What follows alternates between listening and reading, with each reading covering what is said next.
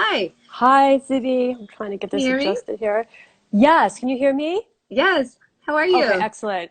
I am good. I'm very happy to see you. I have my Moms Don't Have Time to Read mug Ah, with me me every too. day. It Yay. makes me feel connected. I literally, when I left New York, I packed it like it was in my go bag.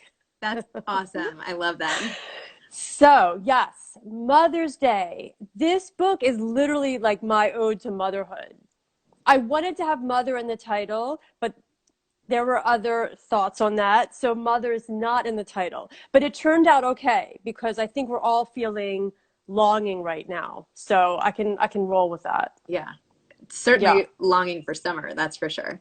Yes.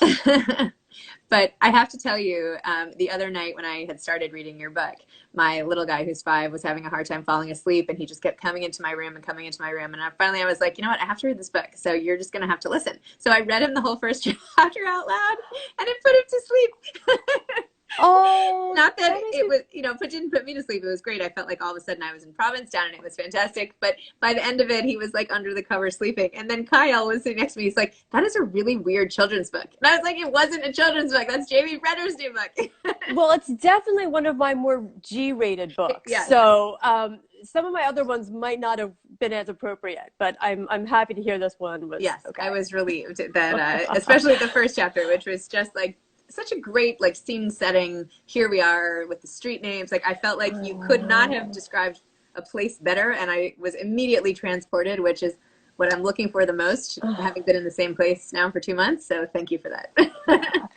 Well, thanks for saying that. Like I'm so in love with that town. I always feel like no matter how hard I try, I can't even quite do it justice with words. Like it's a place you have to see or experience for yourself. But I mean, yeah, the good thing about books is they've always been our armchair escape. And I think book lovers are particularly adept at losing themselves in this way.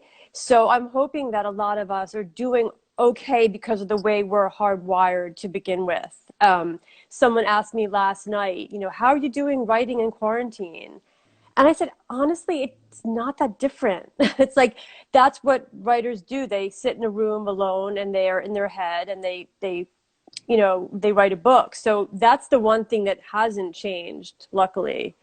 The tour is a whole other situation, but you giving us a platform like this and all the other people who have sort of like banded together to keep the community robust and happening. I'm so grateful. And I told my friends last night, my pub day didn't feel that different. Like I didn't feel like I lost that much. And That's that's great. really a credit to people like you and the bookstores and everyone who have not missed a beat. Oh, I'm sorry I couldn't be at your launch Oh Zoom. no. You should have. You don't It's even want to know what was going on here at 7 o'clock last night. So, but I'm Well, the sorry. I would crazy have thing loved is, it. no, the crazy thing is, so we were talking about this. Like, on the one hand, these Zoom events, like, take away the barrier of geography. Like, my friends in LA could be at my event, there's no, That's true. but on the other hand, like, we're not taking ourselves out of our homes so that the things that, pull our attention away are still there. And also, everyone in New York or wherever you are have like 10 events going at one time. Like I think people are now first we have to figure out how to get on the events. Now we have to figure out how to event hop so we can do everyone's, So funny. So it's a learning curve. So, Jamie, tell everybody about what your summer longing is about and the baby that shows up, and just give the synopsis, please. So summer longing, like I said, it started out as my ode to motherhood. And I wanted to show motherhood from different vantage points. Someone with a grown daughter, someone with a baby, someone who wanted to have a baby but hasn't been able to, who longs for motherhood. Um, the story starts with a woman named Ruth Cooperman, who is a recent retiree. She arrives for her new phase in life in Provincetown, where it's sort of like her me time. It's going to be all about her. She sold her business. Her child's grown. She's divorced. Like she's just going to do what she wants to do. Before she can even unpack her bags, she opens the door of her rental home for the summer to go out. And there on her front porch is an abandoned baby girl. And this is not the welcome package she wanted from her neighbors. She is not happy. But what this baby does is it draws her into a mystery in town. You know, who is this child? Who are the parents? Why was she left there?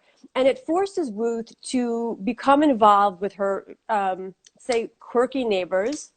It forces her to reckon with sort of some unfinished business with her own grown daughter. And the baby serves as a litmus test in town for everyone, for whatever people have not been dealing with in their lives. The women who rent Ruth the house, Fern and Elise, they tried to have a baby, but they could not. And now the arrival of this mystery baby has sort of reopened those wounds and forced them to deal with the issues of their marriage. It brings Ruth's estranged daughter into town, which then has a domino effect of bringing her ex-husband into town.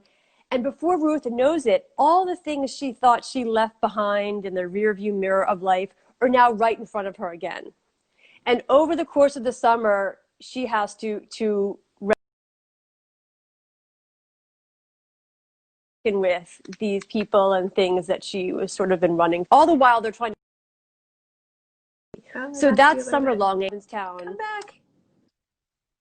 Which is the setting of, am I there? Yeah, you froze for a minute, but you're back. Okay. So it's set in Provincetown, which is the same town I set The Forever Summer in. And for those of you who've read The Forever Summer, you'll see some returning characters. But for those of you who have not yet read any of my books, you know, it's a total standalone. It's so exciting. I feel like it's an ode to wherever you go, there you are. It's like you can't escape your stuff no matter where you go. Absolutely. Well, the fun thing about writing sort of beach books is you can sort of take drama and things that people are like grappling with, but set it in a beautiful location. But that is totally true. No matter where you go, you can have the most beautiful beach house. But if you haven't resolved, you know, your stuff. Yeah. Yeah. I always tell my daughter that because she's always like, oh, I want to move here or there. And I tell her, Georgia, no matter where you go, like these things are still going to bother you. Like that's a false sense of, you know, solution. It's true. I keep trying to be like, well, let's spend the summer here. Maybe if we did this, or maybe if we brought the kids here, but it's all the same stuff. Nothing changes. It's just a different wallpaper or something. Yeah. Well, I think also as you get older in life, you think, oh, that's done, that's behind me. But I found that things have a way of sort of popping back up. Yes. And, you know, one of my favorite openings to a book was Margaret Atwood's Cat's Eye, where she says time is not linear like a line. It's more like a pool of water where you can always look down and all the layers are right there. And I sort of love that. And the more I go in life, the more I feel like the past is right there. But some of those layers, it's hard to come up from. It's hard. Yes. You can feel like you're drowning in some of those layers. So yeah. So Summer Longing, it's a book I thought about writing from the day I first had a child, because when you become a mother, it also changes your view sort of your relationship with your mother. You understand maybe some things you didn't understand. It gives you more perspective of what you want to emulate or what you want to do differently. And I feel like motherhood is not one thing. It's like, you know, this ever-changing thing as we get older or have children of our own or even grandchildren. So that was really my inspiration for this story. Wow. Well, it's so exciting that it's out, and I'm so glad that you felt that sense of community and support behind you, despite the fact that everything is, you know, splintered. And I love that the benefit of this time is being able to include people around the world and in real time in all the events, as opposed to, you know, one by one. So at least there's that. Exactly. Silver lining. Well, thank you so much, Zibby. It's great to see your face and talk to you. You too. And keep up the great work. I'm looking forward to Wednesday with, oh my gosh, Wild Game. Oh, next Tuesday. Tuesday. Yes. Adrienne Broder, Wild Game at my virtual book club. Yes, tune in. Love that book. Okay. All right. Thanks, everyone. Awesome. Bye, Jamie. Congratulations. Bye. Bye.